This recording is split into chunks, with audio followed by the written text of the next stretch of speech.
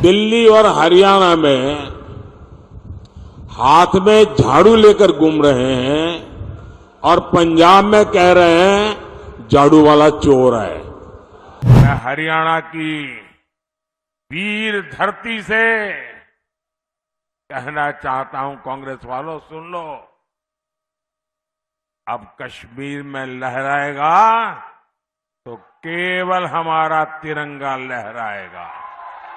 देश में 18वीं लोकसभा चुनाव का शंखनाद हो चुका है। ऐसे में एनडीए को तीसरी बार सत्ता के सिंहासन पर पहुंचाने के लिए पीएम मोदी एक बार फिर से चुनावी रण में है। नरेंद्र मोदी तीसरी बार प्रधानमंत्री बनने के लिए हर दिन देश भर में ताबड़तोड़ रैलियां और कार्यक्रम कर रहे हैं। अपने स्पेशल बुलेटिन चुनावी रण में पीएम में हम आपको पीएम मोदी के दिन भर के अपडेट देंगे, साथ ही उनके बड़े बयानों के बारे में भी आपको बताएंगे।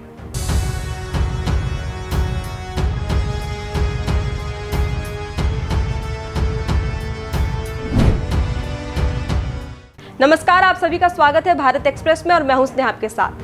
देश में इस समय चुनाव का माहौल है। नेताओं के साथ साथ आम जनता की जुबान पर भी चुनाव की चर्चा है। ऐसे में चुनाव और भी ज्यादा खास हो जाता है जब एक तरफ पूरा विपक्ष पीएम मोदी के खिलाफ है तो वहीं दूसरी तरफ पीएम मोदी चुनाव की बागडोर का मोर्चा खुद अपने कंधों पर संभाले हुए हैं। बता दें कि इस बार के चुनाव सभी पार्टियों के लिए अहम माने जा रहे हैं, क्योंकि पीएम मोदी को हराने के लिए वो पार्टियां साथ आई हैं जो कभी एक दूसरे के विरोधी हुआ करते थे। बता दें कि देश में चुनाव के दौरान प्रधानमंत्री नरेंद्र मोदी लगातार एक के बाद एक विशाल जनसभाओं को संबोधित कर रहे हैं। लोकसभा चुनाव के दौरान पीएम मोदी लगातार एक्टिव नजर आ रहे हैं। बता दें कि आज पीएम मोदी 2 राज्यों के दौरे पर थे।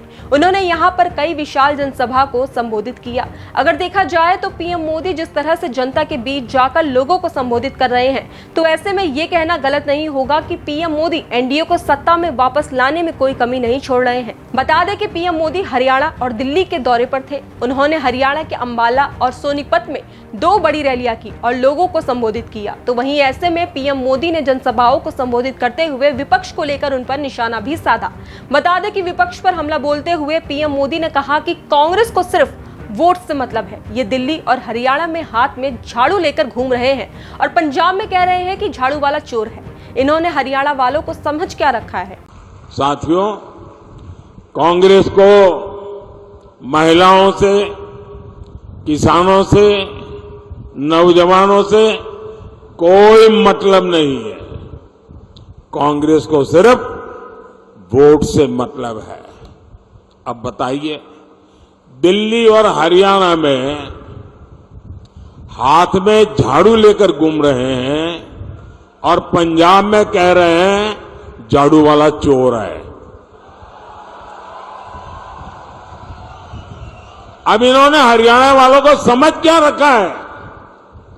भाइयों बहनों, इनके लिए वोट बैंक ही सब कुछ है।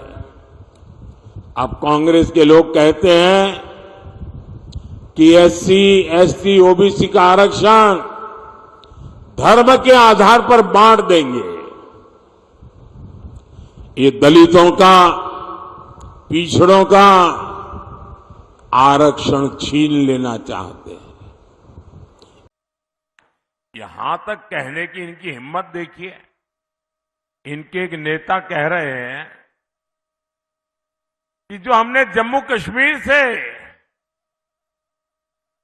धारा 370 हटाई, धारा 370 की दीवार हमने कब्रिस्तान में गाड़ दी है। ये कहते हैं कश्मीर में फिर से वो 370 को लगाएंगे, यानी फिर से आतंकवाद को खुली छूट, फिर से कश्मीर में खून खराबा। मैं हरियाणा की वीर धरती से कहना चाहता हूं, कांग्रेस वालों सुन लो,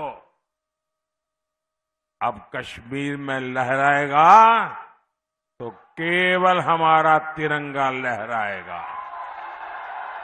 बता दें कि हरियाणा के बाद पीएम मोदी ने दिल्ली के उत्तर पूर्वी दिल्ली में भी एक विशाल जनसभा को संबोधित किया, जहां पर लाखों संख्या में लोग मौजूद थे।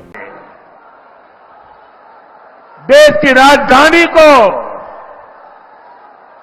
दुनिया में प्रतिष्ठा मिले, देश की राजधानी दुनिया के लिए आकर्षण का केंद्र बने। और इसलिए इस देश को चाहिए फिर एक बार